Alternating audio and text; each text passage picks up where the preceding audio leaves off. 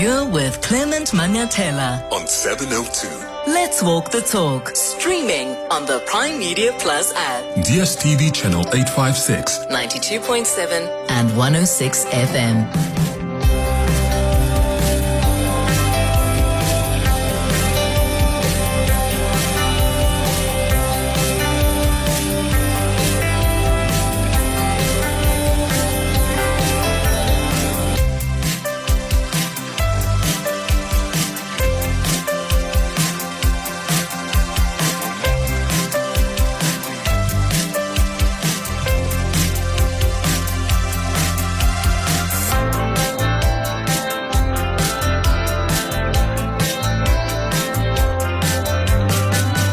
7 minutes after 9 o'clock. Dumelang, happy Monday. Welcome to the show. I hope you had a wonderful, wonderful weekend, and I hope you're ready for the week ahead. Thank you for being with us here on 702. What did you get up to this weekend? Did you watch the Proteas in the Women's Cricket World Cup final yesterday against India? South Africa lost by 52 runs, but what an incredible match all round, according to the analysts. Did you watch the game, and what did you think? I also thought the New York Marathon was fascinating. What a nail-biting finish. People are fast, eh? Congratulations to Kenya, because it was a Kenyan double yesterday at the New York Marathon.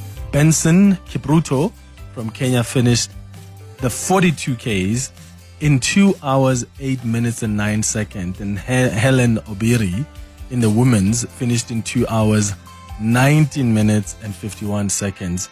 Did you watch the New York Marathon? Let me know what your thoughts are. Remember Shepherd Bushiri, that pastor that fled South Africa with his wife to Malawi back in 2020 while facing fraud and money laundering charges in South Africa? Well, a court in Malawi has set aside a court order for the couple to be sent back to South Africa for trial. So it's basically victory for them. But Bushiri has also made some serious claims about our law enforcement officials. On Friday, he accused senior South African police and Hawks officials of demanding a 12 million rand bribe to allow him and his wife to stay in the country. The threats of our lives and the demand of money began to grow. It was in this moment when we were also visited by one of the police officers known as Mr. Paul. He was, I think, a Captain Paul, who said that the General of the Hawks, a department which these 4 police officers were coming from, would stop our case if we would give him something. I remember some of my team members going to have a meeting with this fellow general, known as General Sibia.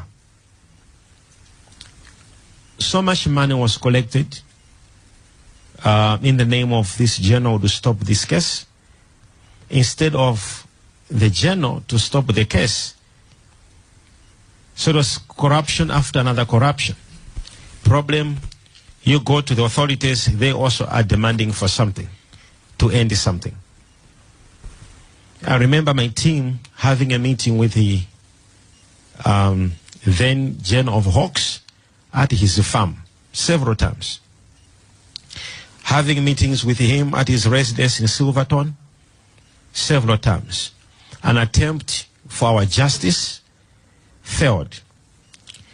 Yeah, so there's so many concerning things listening to that clip. So first of all, I think he actually, maybe he doesn't realize it, but he is seemingly admitting to being involved in bribery here, because he says so much money was collected.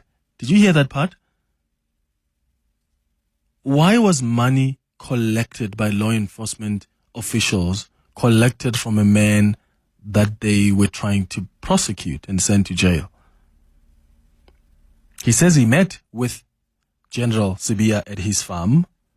The assumption here is that he's referring to the Deputy National Commissioner, General Sibia. By the way, we did ask General Sibia to come on the show this morning to tell us if he's met this man before, if he's met with any of his associates, what relationship he has or had with him, and he wasn't able to come join us on air. He says his lawyers have told him not to speak to anyone, not to speak to the media. So we are unable to figure out if indeed he has met with Bushiri or his team members. Because the suggestion from Bushiri is that he has, if he refers to this Sibiya, who is the Deputy National Police Commissioner. But first of all, listening and hearing what we've heard at the Madlanga Commission around how Sibiya may in fact have purchased a farm, right, in a suspicious way, knowing where Sibiya is based at his residence in Pretoria. How concerned are you about the fact that our cops, and I'm moving it now from General Sibiya, how concerned are you that our very cops may have been involved in helping this man escape? Because how is it that to this day we still don't know how this man left this country? It just doesn't make sense. The same way that Tiger, the kingpin, illegal miner, the police helped him escape, and that's it. And probably in 3 years' time, just like we are talking about this in 5 years' time, since Bushiri left and we still have no idea how he left, maybe you and I in 5 years' time are going to be talking about Tiger. Even though there are some people who are apparently, being held accountable, you arrest some officers here as if this is not possibly a call that came from above. And I worry that in 5 years' time, we're going to be talking about Tiger the same way we're talking about Bushiri. Because it looks like these people have had connections and links to some really, really powerful law enforcement officials who've allowed them to commit the crimes they've committed. And in this case, for Bushiri to escape without being noticed. So he says so much money was collected. That to me suggests that there are monies that were paid by Bushiri and his associates to try and get these law enforcement officers off their back. Which to me then says you yourself then are corrupt because you paid these bribes. So when you say money was collected, unless you're saying that that was under false pretense because you wanted to catch them doing the wrong thing. And if you really caught them doing the wrong thing, have you opened the case? That's not the suggestion I got from him. Let me know what your thoughts are on that on 011-883-0702 as we start with the 702 open line. The WhatsApp line is 072-702-1702. At 10 o'clock, we are going to focus on the African continent. There are really disturbing developments that we should pay attention to in Sudan, in Tanzania, in Nigeria as well. I mean, across the continent, the political and social landscape is shifting, and some of the most striking developments are happening right now in these countries I've mentioned. I mean, look at Nigeria. You've got President Donald Trump, who is now accusing the Nigerian government of failing to protect its Christian citizens and place the country back on the US's country of particular concern list for religious freedom violations. And he's been warning of possible military action if the situation does not change. Nigeria's leaders have since rejected the characterization and stressed that any foreign intervention must respect their sovereignty. So we'll have someone in Nigeria chat to us about what's happening there. In Tanzania, there were general elections, as you've seen, on October 29th. And since then, there have been mass protests that erupted when key opposition candidates were barred from the ballot, and the ruling party declared a near 100% victory. I mean, you look at the capital, Dar es Salaam, that was hit by violent unrest. A curfew was imposed. The army was deployed. Opposition parties say there are hundreds of people that have been killed, while government insists the figures are inflated. Many are, in fact, feeling that the country is now at a crossroads. There's no access to the internet. Roads remain blocked. And it's really concerning. So we'll give you the latest on the situation in Tanzania. In Sudan, the world is watching with alarm, really, as one of Africa's worst humanitarian crises deepens. I mean, months of brutal conflict between rival military factions have displaced millions, it's threatened regional stability, and it's raised some really difficult questions about international intervention and peace aspects. In fact, what is the role of the UAE in Sudan? What is the role of Manchester City in Sudan? So that's what we're going to try understand at 10 o'clock. And then at 10:30, we're going to continue with our series that we started a couple of weeks ago, looking at South African wars. It's like a history lesson of sorts that I've really enjoyed. We started with the First Boer War to understand what that was all about. And then last week we discussed the Anglo-Zulu War of 1879. And today I want us to discuss the Second Anglo-Boer War. In fact, this year marks over a century since the end of what was really one of the most defining conflicts in South African history. So we'll talk about that and what that was all about and how it ended. And then at 11 o'clock, we're going to wrap up the show with our Family Matters feature. Today, we're discussing financial abuse in family relationship. This pattern of behavior where one person tries to control another person's access to or use of finances. And in fact, financial abuse happens when someone controls your money, stops you from being financially independent, and in some cases prevents you from earning your income. And this kind of abuse within the family structure is one of the most hidden, and yet it is so destructive. So I want us to look at how you deal with this kind of abuse, especially in a family setup. That's going to be our conversation at 11 o'clock on our Family Matters feature. That's the show coming up over the next 3 hours. You're with Clement Manyathela. 702. Let's walk the talk. Hi, Clement. I would just say that the Hawks is a criminal cartel itself. It's a criminal syndicate. They are just everywhere. Everywhere you hear Hawks this, Hawks that, their name is just in criminality, in extortion, in protecting criminals and everything. The serious and violent crime unit as well must be dissolved. The Hawks and the serious and violent crime, even the IPID, they must just be dissolved. And actually the police minister itself, the police commissioner, must just resign and put Nhlanhla Mkhwanazi there so that he can do everything. Look at how many people are dying, how many people are extorted. You understand? This is just embarrassing. And unfortunately, I feel like I do believe Bushiri now. Also from Naledi. Good morning, Clement. Yeah, that was my thought exactly. That when I first heard this thing, that Bushiri is saying he was corrupt as well. So they couldn't get enough of his money. So he was tired of paying them. So he had to run away. So he was corrupt as well. So he must be arrested in that. That's another charge of him.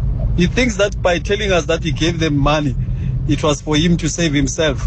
If you are a law-abiding person, you don't get into these things. No matter how much they extort you, you report it to the police that these criminals are doing so and so. So he must come back. But he will never come back.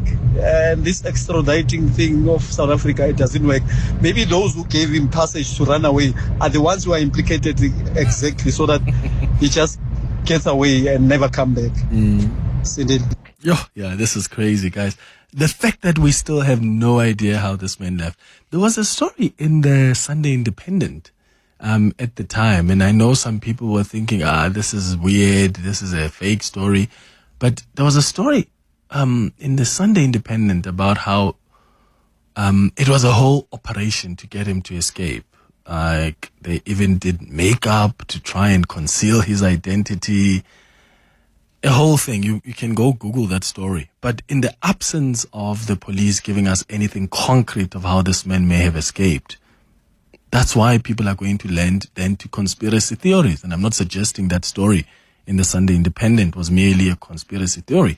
We just don't know how this man escaped. And I think that is an embarrassment to this country.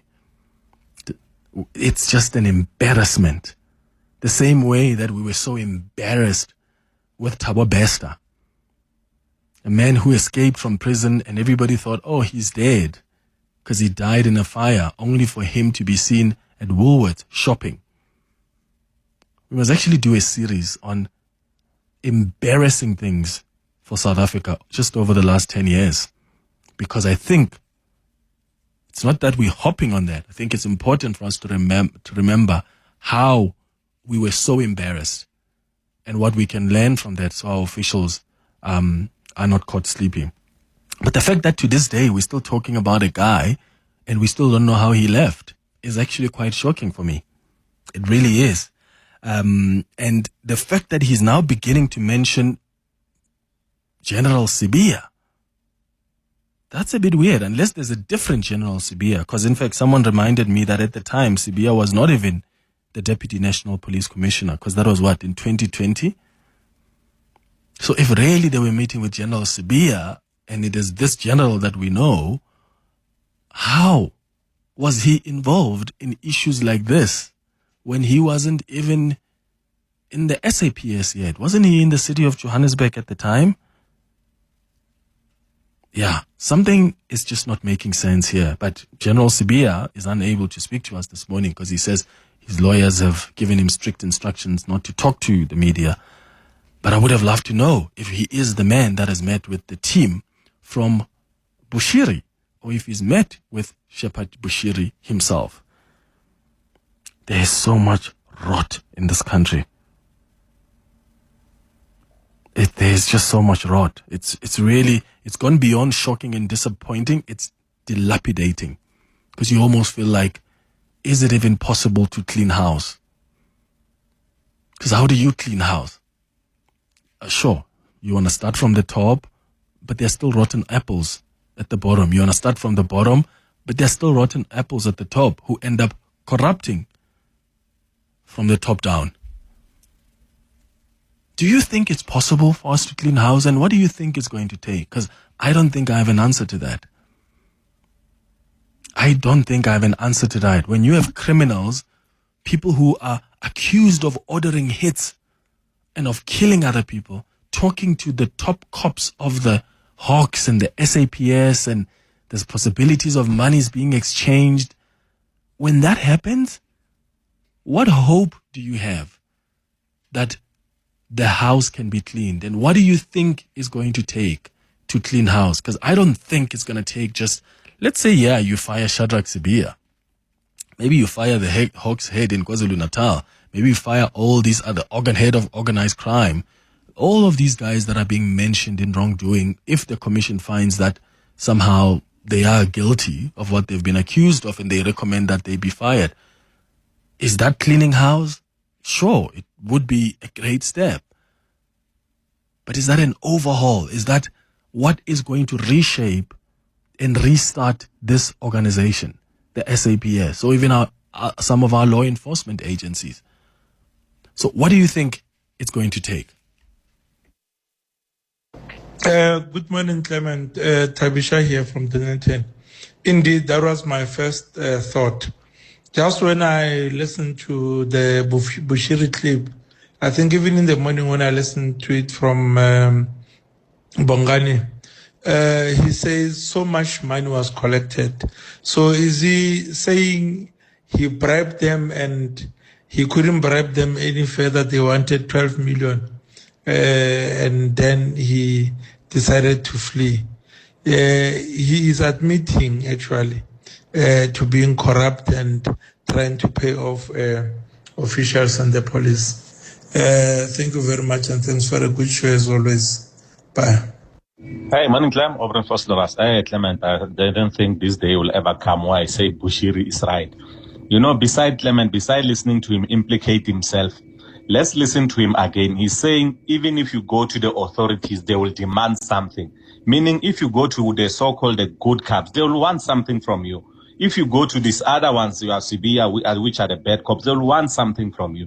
So that is why money was collected, because he say, even if you go to the authorities, somehow, someone, somewhere will demand something from you. So the corruption, it's rooted in, Clement. It's very bad.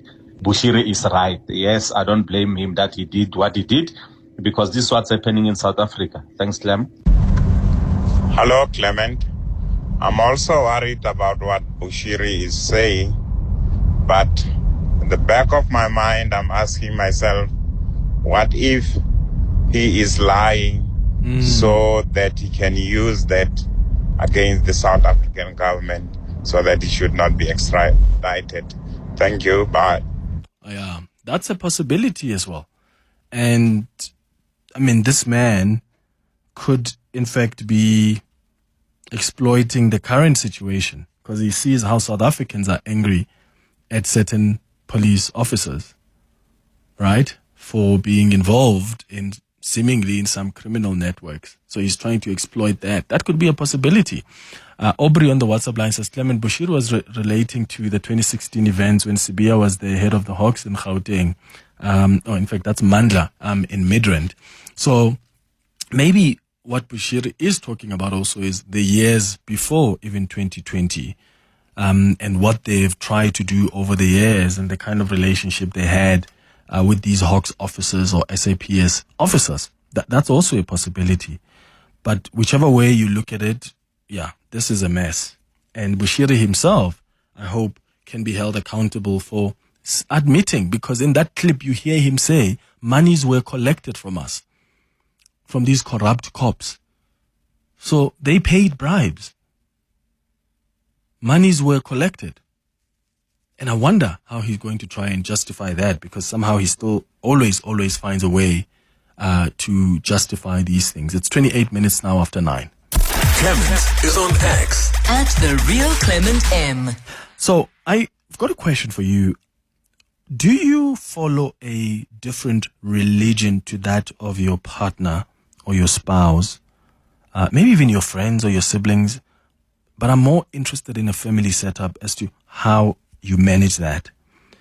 There's been really conversations that have been happening over the weekend following from what the U.S. Vice President J.D. Vance said about his wife, who is the second lady of the United States. And in fact, since yesterday, he's been trying to defend his comments about hoping that his Hindu wife converts to Christianity. Right? And what he said, in fact, let me play you a clip. That will be much better. Let me play you a clip of what J.D. Vance said about his wife who follows a different religion and his hopes for the wife finally being converted to Christianity. And yes, my wife did not grow up Christian. I think it's fair to say that she grew up in a Hindu family, but not in a particularly religious family in either direction. In fact, when I met my wife, we were both, I would consider myself an agnostic or an atheist, and that's what I think she would have considered herself as well. You know, everybody has to come to their own arrangement here. The way that we've come to our arrangement is she's my best friend. We talk to each other about this stuff. So we decided to raise our kids Christian. Our two oldest kids who go to school, they go to a Christian school.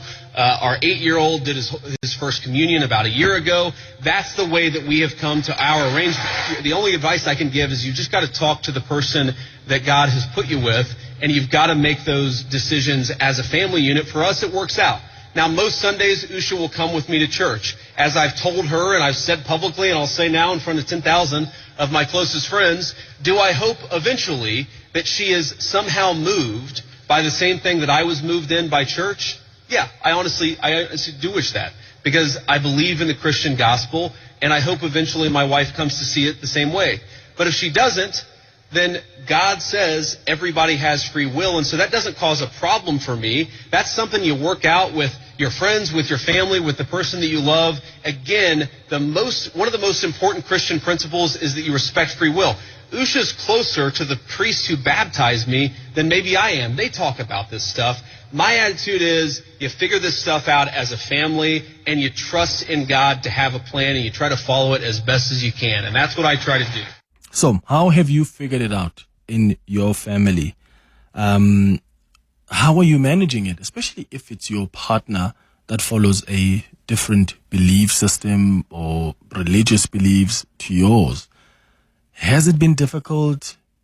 Because I do find that, I mean, even when you go to a church, they'll tell you that do not agree, don't even marry or be in a relationship with anybody who follows a different religion, because there's going to be a problem at some point. I mean, J.D. Vance and his wife, who was raised Hindu, in fact, have not had much of issues. It seems like they've found some form of balance in that the children are going to be raised Christian. But J.D. Vance does admit that he hopes that his wife could be converted. And that is what has caused lots of debate. And I want to know from you if there is that hope as well. Do you try and convince your spouse, your partner, your loved ones to convert to your religion? In that family setup? How have you been managing it? If that's the kind of reality you have faced, please share your experiences with us on 011-883-0702. That's the number to dial. WhatsApp's on 072-702-1702. 702 WhatsApp Clement on 072 702 1702. 22 minutes before 10 o'clock. This is the 702 open line. We're taking your calls as well on 011-883-0702. I played you a clip of J.D. Vance, the vice president, the U.S. vice president, and the experience he was talking about with his wife, who's Hindu or was raised Hindu. And he says that he hopes that his wife can convert at some point. And he's received some flack from other people who feel, why must he expect that his wife must convert to his religion? And of course, many of us who come from, certain cultures that believe that a woman must always convert to a man's religion, we've experienced it, haven't we? I mean, there are many of us who've seen our parents, like who used to go to a particular church growing up, and they get married and they have to change that. And in fact, that's an expectation in some, if not most of, cultures and traditions, is when you get into a family, you take up the religion that family espouses. So in this case, there's a conversation I'm trying to have with you. I want to know how you've been managing, because I imagine that is something difficult.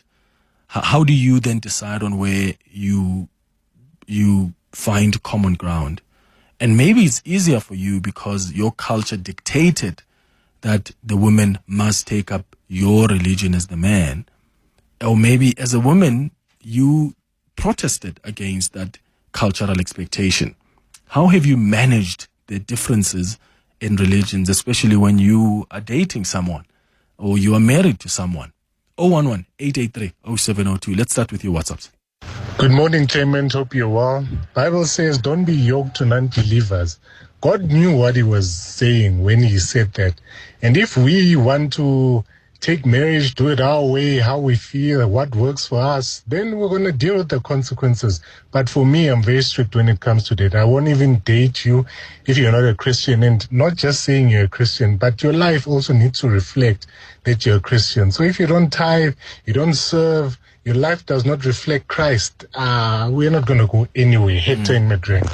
Okay, Hector, thank you so much for that. And I think you've got every right to decide that I want someone who shares this particular value with me, right? Everybody has a right to do that. I do find that sometimes there are people who are uncomfortable with other people's beliefs. And I think the moment you're uncomfortable with what someone else's believes, for me, then I'm starting to even question the foundation for which you are standing on. Because maybe it is shaky. Because why the obsession then to want to convert people? Why are you so uncomfortable with other people's beliefs? On the WhatsApp line, Anonymous says, Clement, I have a similar background with J.D. Vance. I'm Catholic and my wife, formerly Seventh-day Adventist church goer. Unfortunately, she used to criticize my church and I would argue, but it was endless. When we got blessed with kids, I would take them to church and we all got devoted.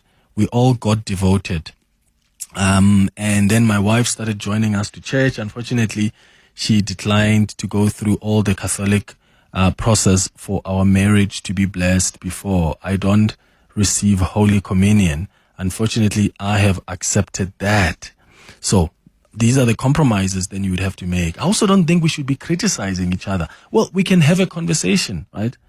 There's a conversation we can have about, tell me why are you guys doing things like that in your church? Or this is how we do things like this in a church. But that conversation must also not be accusatory, where you're now accusing people and they have to defend themselves. But what is it about us as a people not allowing other people to be and believe in what they want to believe in? What is it about us always wanting to convert other people into believing what we believe in? Why are we not comfortable? And look, I get it, and I get that, of course, there are scriptures, whether you believe in, that you look at the Torah or look at the Bible, whatever religious holy book, right, you focus on. And maybe it speaks about the need to talk to other people about your own salvation, right? I get that. But I'm saying that there are some instances where people are so uncomfortable with what other people believe, like so uncomfortable, that when you are married to those people or you're friends with them, it can get to a point where that relationship doesn't even flourish. So how do you balance that? For some people, it's the safest thing is to just date the people who share the same values with you or who believe the same with you. But there are other people who are in love. They fall in love with people who believe differently and they somehow manage to make it work. And I'm asking if that is you, please share your thoughts with us. Hi, Clement and 702. This is Yolande from Centurion. And regarding this topic about changing religion, I really think that people are unnecessarily overreacting to what J.D. Vance said about him hoping that his wife would eventually change into Christianity. There is no reason to give him any slack regarding that, because it's not like he's trying to force her or anything. It's just his hopes. So people are just overreacting for nothing, And having said that, I also do not believe in convincing a person to change into a different religion. I could come through and give you a great reason to become a Christian, and then today the person joins the Christianity, and then tomorrow somebody else comes with another different convincing value proposition. Then that same person decides to change and becomes a Muslim. I do not think that I actually don't waste my time convincing people into becoming a Christian. That I'm not the Holy Spirit. That's the job of the Holy Spirit. I'll just tell you what I need to say, but the decision is yours. I don't really believe in convincing people. Nelson says, Clement, this religion conversion is real. My cousin's sister was born 100% Christian. She got married to a Muslim guy. She did convert to Islam, and she's happy and happily ever after. That's a message there from Nelson in Sedgefield. You see, sometimes it does work where someone actually finds that this is what I feel aligned to. Another person on the WhatsApp line says, Clement, I'm atheist. My wife is Christian. We married 20 years now with one child. It has never been an issue. As a couple, you just need to be open and honest. My son will also make his own choices as he grows up. That's a message on the WhatsApp line. Another person says, Clement, good morning to you and your listeners. For me personally, I do not think that it will be easy to date someone who believes different than what I believe in. I'm an African traditional healer, and I believe in the universe and my ancestors, and I don't think I'll get along or connect with someone who believes differently and sees things differently. I've tried before, but it failed. I was just not connecting with them, and I believe more than anything, it is about what we preach and believe in than in what we believe in than just the relationship ending. So that's what someone says there on the WhatsApp line. Good morning, Clement 702. I believe that when people want to get married, they should be of the same faith, because this family union they're creating, it informs the values, the ethics, the parenting styles, the ceremonies, or even rituals that are performed within that marriage. And in my experience, a lot of things, or how you relate as a whole in marriage, revolves around your faith. So there are a lot of things that come into play that you need to consider. And I would say to those who are not getting married yet, or who are not yet married, it is the best to choose someone of your faith, because there are a lot of differences that you will encounter in the marriage, and you wouldn't want to bring faith into the mix. It's already complicated. 702. WhatsApp Clement on 072 702 1702. 10 minutes before 10 o'clock. Let's continue with your calls and WhatsApps as we wrap up the 702 open line. Very good morning, Clement and the team. Yeah, man, I would like to share my experience as far as this particular crucial topic is concerned. In around 2016, I was in a relationship with a specific lady, in which we had different beliefs. She was a Christian, and myself, on the other hand, obviously I was pursuing African religion. So whenever I'm due to perform a specific rituals, she would go mad. She would go mad with me.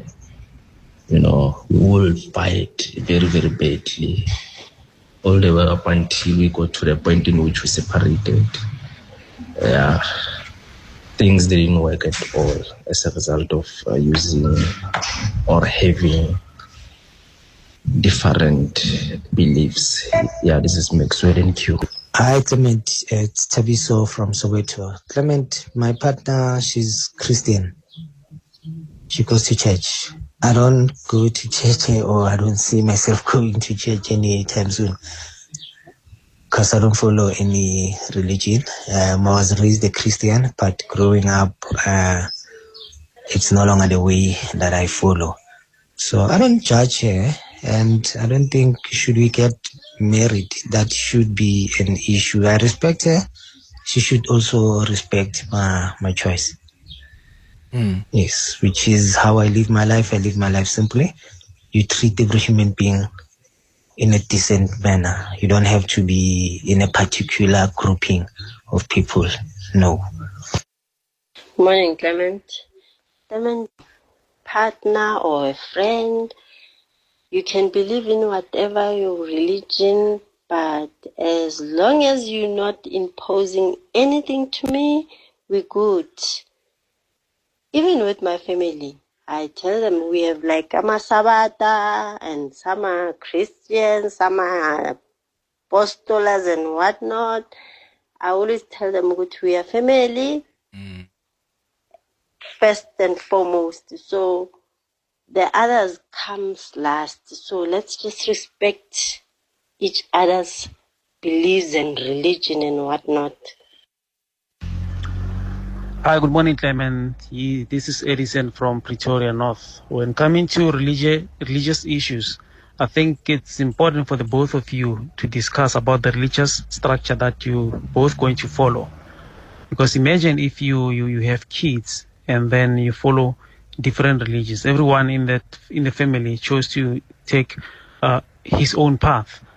So this thing can end up creating a split in terms of religion, even amongst the children. So if you have one religion structure that you agreed upon, that you follow, I think it will also benefit you and benefit the kids in the future.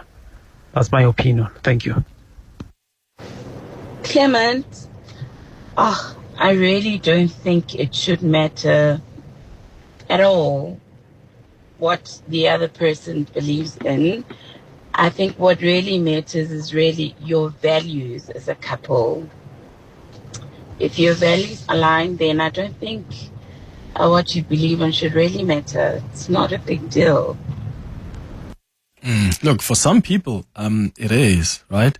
One person says, Clement, I'm a Hindu seeker, and I see no conflict in faith or belief, for all paths lead towards the same eternal truth that dwells within us. The divine light that shines in the temple also burns in the church, the mosque, and every heart. Religion in its pure essence is not about conversion, but realization. It is about awakening to the same one consciousness that expresses itself through many names, forms, and traditions. And that's the thing for me, is sometimes you're forcing people to convert, but they're not completely awakened, right? You have had your own moment of awakening. There's something that urged you to believe in what you believe in, but you want someone else to just follow for the sake of harmony or for the sake of being aligned in that sense. But have they actually been awakened like that? Like, for instance, children that we raise. Like, I grew up in a Christian household. Did they know God like that in the beginning? Not really. But that's a person that I was told I need to pray to. And I'm saying, at some point, we need to have a conversation about how do we allow people to have a personal relationship or a personal intervention of sorts with whatever awakens them. Whether it's the universe, whether it's God, whether it's light, whatever you want to call it. But this constant expectation that people must just follow you because, well, this is the same household, it must have one religion. To what benefit at the end of the day if there's no genuine, true awakening of that person through that religion? That they're just following for following. But is that what religion and spirituality is about? That you just follow people because I'm married to this person and therefore we want to have the same religion in the household? Or is it truly about the person being awakened and having that personal intervention with a God or light or universe, whatever you want to call it?